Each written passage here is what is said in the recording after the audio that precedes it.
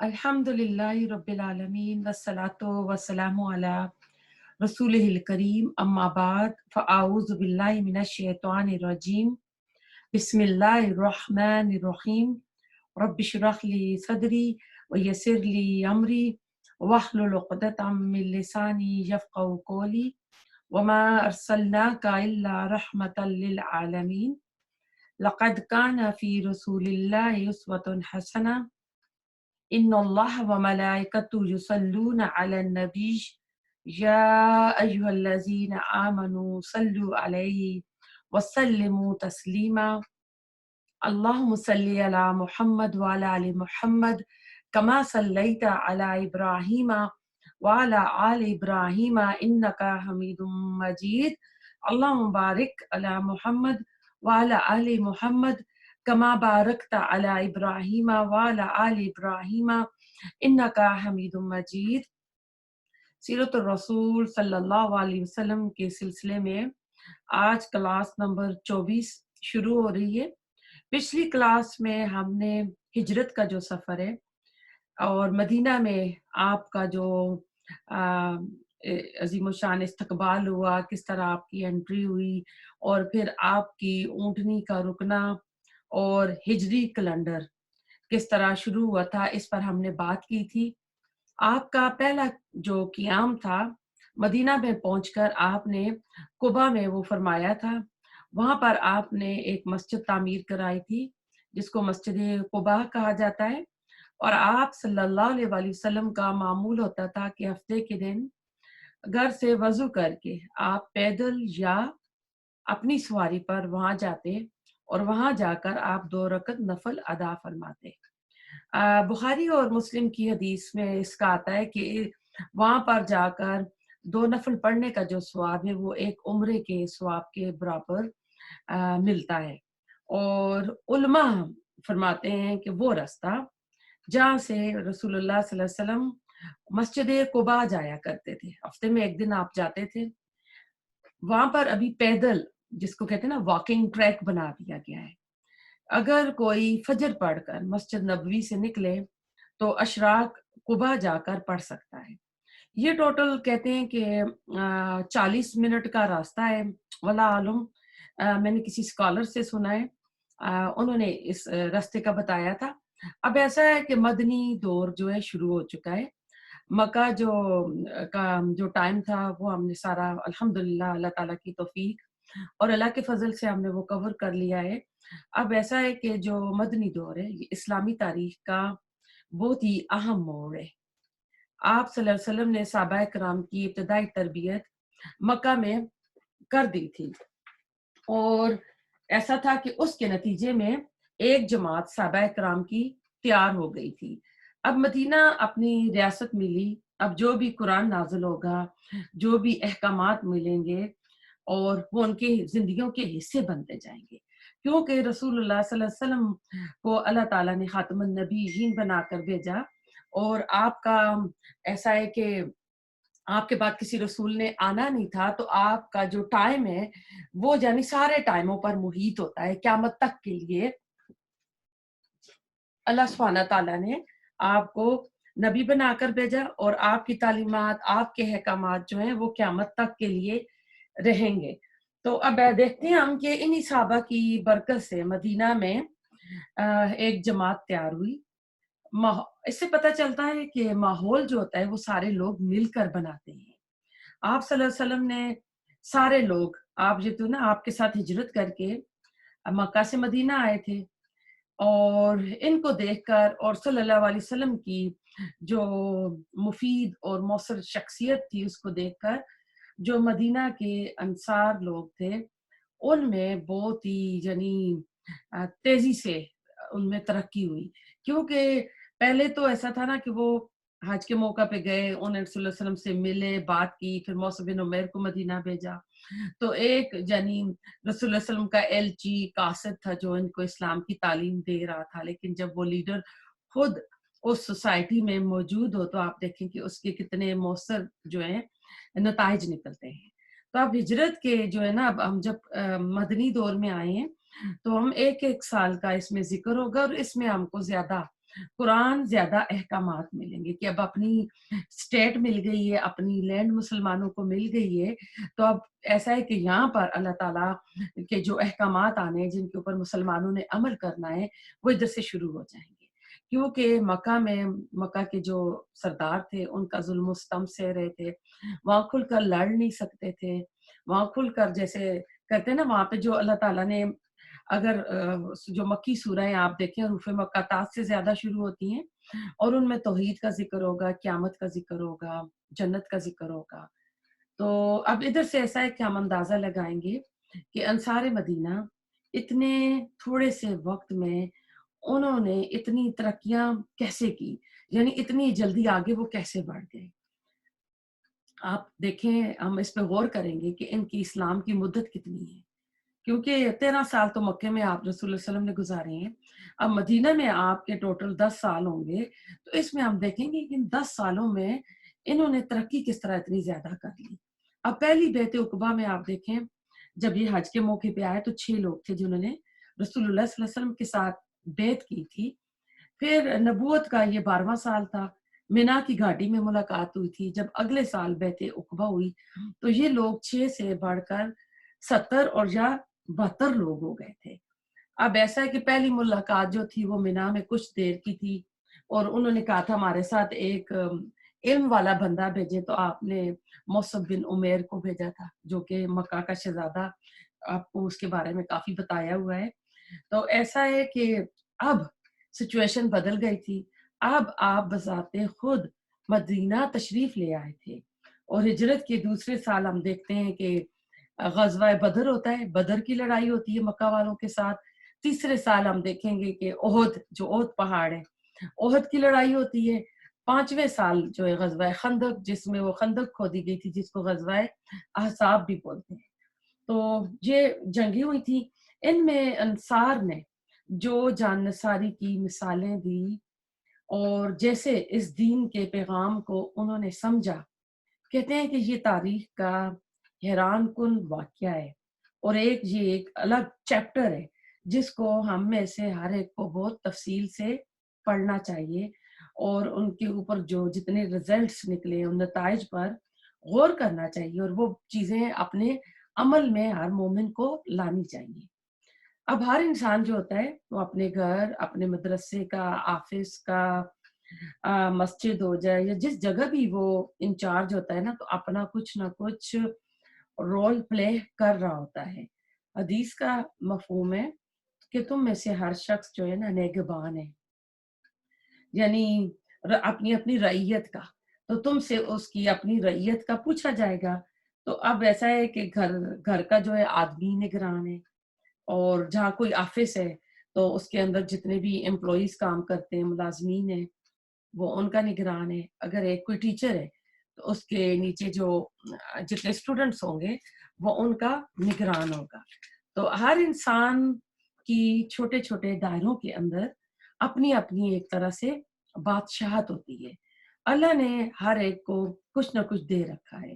مرد کو گھر پر اللہ تعالیٰ نے یہ ذمہ داری دی ہے۔ یہ الگ بات ہے کہ آج عورت جو ہے وہ اوپر آ گئی ہے عورتوں کی آزادی کے ساتھ، تو اب ایسا ہے کہ وہ عورتیں کسی کی سربراہی نہیں مانتی ہیں۔ پھر ویسٹ کو فالو کرتے ہوئے جو خاندانی نظام ہے وہ کافی حد تک خراب ہو گیا ہے۔ اب عورت پر باہر کی ذمہ داریاں لگ گئی ہیں، حالانکہ اسلام نے، شریعت نے یہ ذمہ داریاں عورت کو نہیں دی ہیں۔ عورت گھر کی چار دیواری میں رہ کے بچوں کو سنبھالے گی، لیکن اب ایسا ہے کہ بچے بھی تو ظاہر ہے عورت ہی نے پیدا کرنے ہیں، اور پھر اس نے باہر کی بھی ذمہ داریاں لے لی ہیں، تو اب ایسا کچھ نہ کچھ تو فرق پڑے گا۔ تو آپ صلی اللہ علیہ وسلم نے جو معاشرہ، جو سوسائٹی آپ نے بنائی تھی، اس کے اندر صالح، رائچس جو ہے نا آدمی اور عورتیں تیار ہوئے تھے۔ ہم دیکھتے ہیں کہ جب بھی کوئی معاشرہ بگڑتا ہے تو عزت کا دار و مدار اس معاشرے کے اندر جو ہوتا ہے دولت پر ہو جاتا ہے، اس میں منی سب کچھ ہوتی ہے۔ اب جس کے پاس جتنی زیادہ دولت ہوگی نا، اس کی اتنی زیادہ عزت ہوگی۔ اس کے برعکس جب معاشرہ صحت مند ہوتا ہے، ہیلفی ہوتا ہے، سوسائٹی ہیلفی ہوتی ہے، تو اس کا دار و مدار جو ہوتا ہے وہ علم اور تقوی پر ہوتا ہے۔ یہ بہت بڑے ان کے اندر بڑے علماء ہوتے ہیں، ان علماء کی عزت کی جاتی ہے، انہیں جھک کر ملا جاتا ہے کہ یہ بندہ بڑا خدا ترس ہے، اس سے محبت کرتے ہیں، اس کا احترام کرتے ہیں۔ لیکن جب معاشرہ بگڑتا ہے تو دولت کی قدر و منزلت جو ہے بڑھ جاتی ہے، اور اس میں یہ بھی نہیں دیکھا جاتا کہ کوئی دولت کما رہا ہے تو اس کا دولت کمانے کا ذریعہ کیا ہے، حلال ہے یا حرام ہے، جائز ہے یا ناجائز ہے۔ تو اس میں لوگ یہ نہیں دیکھتے، بس یہی دیکھتے ہیں کہ اس کے پاس دولت کتنی ہے، اس کا سٹیٹس کیا ہے، اس وجہ سے اس کو معاشرے میں عزت ملتی ہے۔ تو جب دولت کی عزت ہوتی ہے تو پھر کیا ہوتا ہے، لوگ دولت کو سنبھال کر رکھتے ہیں، اپنے اپنے جو بھی ان کے پاس ہوتا ہے اس کے اوپر فخر کرتے ہیں، پھر اللہ کے راستے میں نا وہ خرچ نہیں کرتے ہیں، نہ اللہ کے راستے پہ نہ اللہ کے بندوں پہ خرچ کرتے ہیں۔ تو اب رسول اللہ صلی اللہ علیہ وسلم نے جو معاشرہ بنایا، اس میں صالح آدمی اور عورتیں تھے۔ آپ صلی اللہ علیہ وسلم نے ابو ایوب انصاری کے گھر تک آپ کی اونٹنی آ گئی تھی، تو وہ اونٹنی وہاں آ کر بیٹھی، جہاں پہلی جگہ اونٹنی بیٹھی تھی وہ جگہ مسجد کے لیے پسند فرما لی گئی تھی، اور دوسری جگہ جہاں پر اونٹنی بیٹھی تو وہ ابو ایوب انصاری کا جو تھا گھر تھا، تو آپ نے قیام وہاں فرمایا تھا۔ اب پہلی جگہ جہاں پر اونٹنی بیٹھی تھی وہ جگہ دو انصاری نوجوان جن کے نام آتے ہیں ساحل اور سہیل، یہ ان کی زمین تھی، وہاں پر وہ اپنی کھجوریں خشک کیا کرتے تھے۔ آپ نے کہا کہ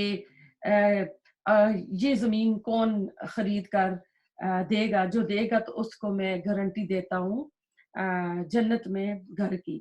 تو اس پر ایسا ہے کہ ان بھائیوں نے بغیر معاوضے کے وہ زمین دینا چاہی، تو آپ نے پسند نہیں کیا، آپ نے ابو بکر صدیق رضی اللہ تعالی عنہ سے کہا کہ وہ خریدے۔ اس کی قیمت اس وقت 10 سونے کے سکے تھی، جو کہ ابو بکر صدیق رضی اللہ تعالی عنہ نے ادا کی تھی۔ تو آپ سمجھ لیں کہ وہ مسجد نبوی کی جو زمین ہے وہ ابو بکر صدیق رضی اللہ تعالیٰ عنہ کی خریدی ہوئی، اور کتنا بہترین صدقہ جاریہ ہے ان کے لیے۔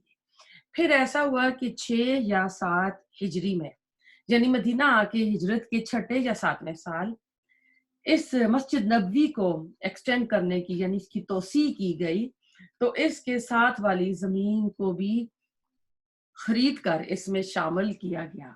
تو اس زمین کو خریدنے کے لیے آپ نے اعلان کیا کہ جو یہ زمین مسجد کو دے گا میں اسے جنت کے گھر کی ضمانت دیتا ہوں۔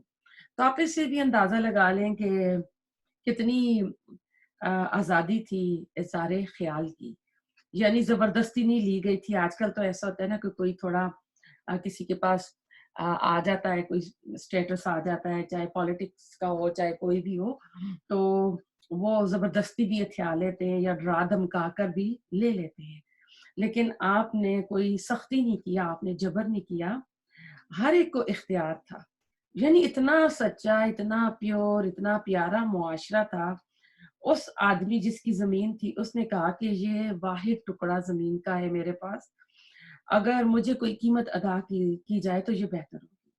تو پھر عثمان رضی اللہ تعالی عنہ نے کہا کہ جو اعلان آپ نے کیا کہ اس کے لیے جو زمین خرید کر یا فری دے گا تو اس کو جنت کے گھر کی ضمانت ہے، یعنی زمین کے مالک کے لیے آپ نے کہا تھا، اگر وہ دے گا تو میں اسے جنت کے گھر کی ضمانت دیتا ہوں۔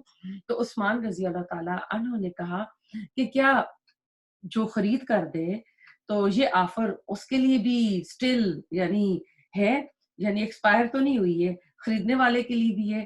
تو آپ نے فرمایا جی بالکل خریدنے والے کے لیے بھی ہے۔ تو عثمان رضی اللہ تعالی عنہ نے پیسے ادا کر دیے۔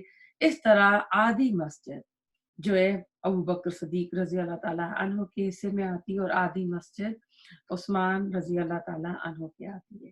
اور اس وقت بڑی سادہ سی مسجد بنی، 100 گز یا کہتے ہیں کہ 60 گز لمبائی تھی، اور اتنی کہتے ہیں کہ اس کے اوپر وہ کچی اینٹیں کی دیواریں بنائی گئی، اوپر کھجور کی جو چھال تھی وہ لگائی گئی۔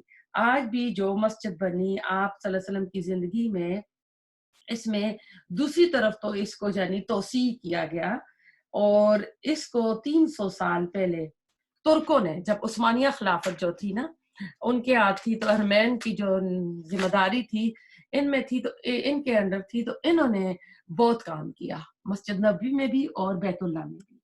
تو آپ اگر دیکھتے ہیں ستونوں پر سونے کے نشانات لمبے لمبے لگے ہیں، تو کہتے ہیں کہ وہ اس بات کی نشانی ہے کہ آپ کے زمانے میں مسجد کی چھت اتنی چھتی ہوئی تھی، یعنی اتنی تھی۔ سفید ستون، سفید ماربل کے جن کے باہر لگا ہوا ہے، کہتے ہیں اس بات کی نشانی ہے کہ وہ ریاض الجنہ ہے، اس کا مطلب ہے کہ وہ جنت کا باغ ہے۔ آپ صلی اللہ علیہ وسلم نے فرمایا میرے گھر اور میرے ممبر کے درمیان کی جگہ جنت کے باغوں میں سے، یعنی یہ جنت کا باغ ہے اور افضل ترین حصہ ہے وہ مسجد کا وہاں پر محراب بھی ہے، محراب نبی بھی ہے۔ اس کے ساتھ جو ہے حضرت عائشہ رضی اللہ تعالی عنہا کا حجرہ ہے، وہاں سبز رنگ کی جالیاں لگی ہوئی ہیں، اور اس کے ساتھ حضرت فاطمہ رضی اللہ تعالی عنہا کا حجرہ تھا، گھر تھا۔ اس کے پیچھے کہتے ہیں کہ دیگر ازواج کے حجرے تھے، جہاں پر آج حضرت عائشہ رضی اللہ تعالی عنہ کا حجرہ ختم ہوتا ہے، اور جہاں پر مرد حضرات صلاۃ اور سلام پڑھتے ہیں، کہتے ہیں کہ یہ عین حضرت حفصہ کے حجرے میں یہ کھڑے ہوئے ہوتے ہیں۔ آدمی لوگ باب اسلام سے داخل ہو کر حفصہ کے حجرے سے گزرتے ہوئے باہر نکل جاتے ہیں۔ اب ایسا ہے کہ یہ دو حجرے جو تھے دو پہلے بنائے گئے تھے، کیونکہ رسول اللہ علیہ وسلم کی تو شروع میں ساری بیویاں، ساری ازواج تو نہیں تھی۔ حضرت ختیجہ کی زندگی میں آپ نے کوئی اور نکاح نہیں کیا تھا، آپ کی وہی ایک وائف تھی۔ جب ان کا انتقال ہو گیا تو آپ کا جو اس کے بعد پہلا نکاح ہوا وہ حضرت سودا سے آپ نے کیا تھا۔ بڑی عمر کی عورت تھی، گھر میں بچیاں تھیں، ان کے لیے آپ نے کیا تھا۔ تو آپ نے فرمایا کہ مرنے کے بعد مجھے وہ آ کر ملے گی جس کے ہاتھ لمبے ہوں گے، تو بیویاں ہاتھ ناپنے لگی تھی، تو اس سے مراد سخاوت تھی کہ جس کے ہاتھ کھلے ہوں گے۔ تو ایسا تھا کہ یہ حجرے جو رسول اللہ علیہ وسلم کے بعد میں غزوات ہوتی رہیں، تو آپ نے ان غزوات کے نتیجے میں کوئی کسی قبیلے کی سردار کی بیٹی تھی، جیسے غزوہ ہوا تھا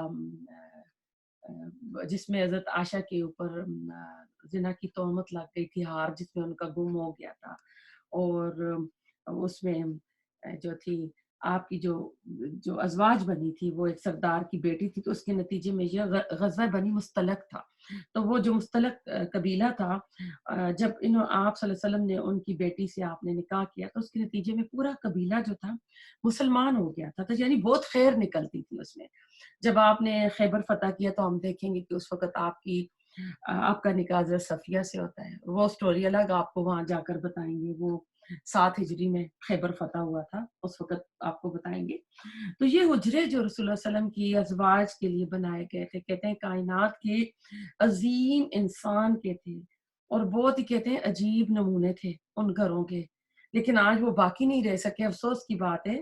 اس کے بارے میں حسن بصری رحمۃ اللہ کا قول ہے، کاش وہ حجرے ایسے ہی چھوڑ دیے جاتے رہتی دنیا تک، اور دنیا یہ دیکھتی کہ اللہ کے حبیب کا رہن سہن دنیا میں کیسا تھا، کمرے کا سائز کیا تھا، دیواریں کیسی تھی، چھت کیسا تھا، اور فرش کیسے تھے۔ سیرت نگاروں نے انچز اور فٹس میں، یعنی اتنے چھوٹے کمرے تھے، دیواریں، یعنی آج تو ہائی سیلنگ اور ہائی اس طرح کے گھر آتے ہیں، نئے نئے سب ڈویژن آ رہے ہیں، اور لوگ گھروں کو اس طرح چینج کرتے ہیں جس طرح کوئی اپنی شرٹ کو چینج کرتا ہے۔ تو وہ کہتے ہیں کہ ان کو انچوں میں اور فٹوں میں سے ناپا جاتا تھا۔ تو اسی طرح صحابہ کرام کے گھر بھی تھے۔ اس طرح ایک کتاب بیوت الصحابہ ڈاکٹر فیصل نے لکھی ہے، اور انہوں نے خوب محنت اور ریسرچ کر کے یہ کتاب لکھی، اور یہ کافی عرصہ وہی سعودی عرب میں رہے۔ انسان حیران ہوتا ہے کہ آپ صلی اللہ علیہ وسلم کے متعلق ہمیں جتنی بھی معلومات ملتی ہے کتابوں میں، کہ کس طرح ہمیں ایک ایک چیز کی معلومات ملتی ہے، ایک خیالی نقشہ کتابوں میں موجود ہے۔ جب بچوں کو پڑھایا جائے تو ان کے ماڈلز جو ہے نا، رسول اللہ علیہ وسلم کی ازواج کے حجروں کے جو ماڈل ہے وہ بنا کر دکھانے چاہیے کہ جو فرسٹ لیڈیز تھیں ان کے گھر کیسے تھے۔ اب ایسا ہے کہ مدینہ میں ابھی ایک میوزیم ہے، اس میوزیم کا نام عبدالعزیز ہے، یہ کہتے ہیں کسی ایک بہت ہی امیر بندے نے بنایا ہے، اور اس پر درست پیمائش پر کہتے ہیں کہ یہ انہوں نے ہر چیز اس میں بنا کے دکھائی ہے، ہجرت کے راستے دکھائے گئے ہیں، اور وہاں پر میوزیم میں جائیں تو لوگ موجود ہوتے ہیں جو کہ گائیڈ کرتے ہیں۔ آپ صلی اللہ علیہ وسلم ابو ایوب انصاری کے گھر پر آپ ٹھہرے، اور اب کیونکہ آپ آئے تو اب آس پاس تو خبر اور ہی تھی کہ ایک نبی جو ہیں وہ ہجرت کر کے مکہ سے مدینہ آئے ہیں۔ تو یہود اس وقت جو اہل کتاب تھے، علم والے، اس وقت مدینہ میں یہود تھے، تو علماء یہود جو تھے وہ رسول صلی اللہ علیہ وسلم کی خدمت میں حاضر ہوئے۔ تو 3 جو تھے یہود کے قبیلے مدینہ میں آباد تھے۔ ایک کا نام کینکا تھا، دوسرے کا بنو نذیر تھا، اور تیسرا جو تھا بنو قریظہ تھا۔ اور انصار کے جو تھے 2 قبیلے تھے، اوس اور خزرج۔ ایک ہی ماں کے یہ 2 بیٹے تھے، ان کی آگے نسلیں بڑھی تو ان کے آگے یہ قبیلے بڑھتے گئے۔ تو اب ایسا تھا کہ انصار کے کچھ لوگ جو تھے انہوں نے بھی یہودیت جو تھی قبول کر لی تھی۔ اب مدینہ میں جو یہود تھے ان کی پوزیشن کیا تھی، ان کی حیثیت کیا تھی، ان کا سٹیٹس کیا تھا، اور کس چیز کو وہ مدینہ میں انجوائے کر رہے تھے۔ نمبر 1 ان کی مالی حیثیت تھی، یعنی جو سمجھ لے جو مدینہ کی اکانومی ہے اس پر چھائے ہوئے تھے، منڈی پر ان کا قبضہ تھا، یعنی معیشت، زراعت اور بڑے بڑے باغات جو تھے ان کے پاس تھے۔ اب اس کی وجہ کیا تھی؟ وہی ظالمانہ اور غیر منصفانہ مزاج، یعنی انجسٹ لوگ تھے۔ نمبر 2 ان کا سٹیٹس جو تھا، ان کا ریلیجس سٹیٹس تھا، مذہبی، یعنی ان کو ایک طرح سے ملی ہوئی تھی، سمجھ لیں ایک سرداری۔ تو انصار کو تو یہ کچھ چیز سمجھتے ہی نہیں تھے، انصار مدینہ پر حاوی نہیں ہو سکے تھے، کیونکہ یہ تعداد میں کم ہونے کی وجہ سے۔ اور آج بھی دیکھ لیں تو یہ آٹے میں نمک کے برابر ہیں، لیکن کس طرح یہ چھائی ہوئے ہیں آپ سب کو پتا ہے۔ تو ان کو کہتے ہیں ہمیشہ پیراسائٹ، یعنی بننا پڑتا ہے، کسی بڑے کی پشت پناہی میں ان کو آنا پڑتا ہے۔ تو ان کی تاریخ پڑھیں گے تو آپ کو پتا چلے گا کہ کس طرح کم تعداد والے زمین پر کس طرح بڑھتے ہیں۔ ان میں کنورژن تو ہوتی نہیں ہے، اور یہ کہتے ہیں کہ جو یعقوب کی اولاد ہیں وہی یہودی بن سکتا ہے، ورنہ اور نہیں بن سکتا۔ تو اس وقت دنیا کے مختلف شہروں میں، مختلف کنٹریز میں بکھرے ہوئے ہیں۔ اب ایسا ہے کہ رسول اللہ علیہ وسلم کی آمد یہود کے لیے ایک بہت بڑا سانیہ بن گیا، ایک بہت بڑا غم کا، یعنی انہیں یہ چیز پسند نہیں آئی۔ کیوں نہیں پسند آئی؟ کیونکہ اب ایسا تھا کہ یہ اپنے آپ کو چوزن پیپل سمجھتے تھے، اہل علم والے یہ سمجھتے تھے، ان کے اندر اللہ تعالیٰ نے بادشاہت اور نبوت بھی رکھ دی تھی، ہزاروں انبیاء، سینکڑوں انبیاء ان کے اندر آئے تھے، اور انبیاء کی وہ کڑی جو تھی آ کے عیسیٰ علیہ السلام پہ ختم ہوئی، تو پھر تقریباً 500-600 سال کوئی نبی نہیں آیا۔ اب آخری نبی کی نشانیاں تو ان کی کتابوں میں تھی، اور یہ سمجھ رہے تھے کہ وہ ہماری نسل سے آئے گا، اس لیے یہ مدینہ میں بھی یہود کے 3 قبیلے بیٹھے انتظار کر رہے تھے۔ ان کو پتا تھا کہ ان کا جو ہجرت کا مسکن ہے وہ یہی شہر ہوگا، تو یثرب میں بیٹھے ہوئے تھے۔ تو اب آخری نبی آئے گا، تو اب ایسا تھا کہ جب بھی ان کی لڑائیاں ہوتی تھی تو یہ وہ آیات پڑھتے تھے اور ان کو دھمکیاں دیتے تھے کہ اب وہ نبی آئے گا تو ہم تمہارے اوپر جو ہے فتح پا لیں گے۔ اسی لیے انصار جو تھے جب حج کرنے کے لیے آئے تو انہوں نے رسول اللہ صلی اللہ علیہ وسلم کو پہچان لیا کہ یہ کہیں وہی رسول تو نہیں ہے جس کا یہود ہمیں دھمکیاں دیتے ہیں۔ تو کہتے ہیں چلو ہم کیوں نہ اس رسول پر ایمان لائیں اور ہم اس کی مدد کر کے ہم ان پر کیوں نہ فتح پا لیں، وہ جو کہتے ہیں کہ ہم فتح پائیں گے۔ تو اب ایسا ان کی کتابوں میں پیشن گوئیاں بھی تھیں، یعرفون کما یعرفون ابناءہم، کہ یہ رسول اللہ صلی اللہ علیہ وسلم کو اس طرح پہچانتے تھے جیسے یہ اپنے بیٹوں سے بھی زیادہ پہچانتے تھے۔ تو یہ 2 بار قرآن میں آیت ریپیٹ ہوئی ہے، لیکن جب رسول اللہ صلی اللہ علیہ وسلم آ گئے، نشانیاں بھی انہوں نے دیکھ لی۔ جب ہم دیکھیں گے نا 7ویں ہجری میں خیبر فتح ہوگا تو حضرت جو صفیہ ہے وہ اپنے والد ہوئی بن اخطب اور اپنے چچا کی جو ہے نا کنورسیشن جو ہے گفتگو سنائیں گی، تو وہاں میں آپ کو بتاؤں گی کہ کس طرح انہوں نے پہچان لیا تھا اور گھر جا کے انہوں نے کیا پھر پلان بنایا تھا۔ اب ایسا تھا کہ یہ انتظار کر رہے تھے کہ یہ نبی بنی اسرائیل سے آئے گا، لہٰذا لیڈرشپ جو ہے ہم کو ملے گی۔ انہوں نے اس کی ساری تیاری کر لی تھی۔ اب ہوا کیا کہ رسول اللہ صلی اللہ علیہ وسلم بنی اسماعیل سے آ گئے، مکہ سے آ گئے۔ اب ان کو خطرہ محسوس ہو رہا تھا۔ اب ان کے اندر جن کے دل سیاہ ہو چکے تھے انہوں نے اسلام کو قبول نہیں کیا، لیکن ان کے اندر جو دیندار تھے، جو حق کے متلاشی تھے، انہوں نے اسلام قبول کر لیا۔ تو اب ایسا ہے کہ اگلی کلاس میں اس سے آگے پڑھیں گے کہ کون اسلام کس نے قبول کیا اور کون مخالفت پر رہے۔ اللہ سبحانہ تعالیٰ ہماری کوششوں کو قبول فرمائے۔ ربنا تقبل منا انک انت السمیع العلیم وتب علینا انک انت التواب الرحیم سبحانک اللہم بحمدک نشہد ان لا الہ الا انت نستغفرک ونتوب الیک۔ السلام علیکم ورحمۃ اللہ وبرکاتہ۔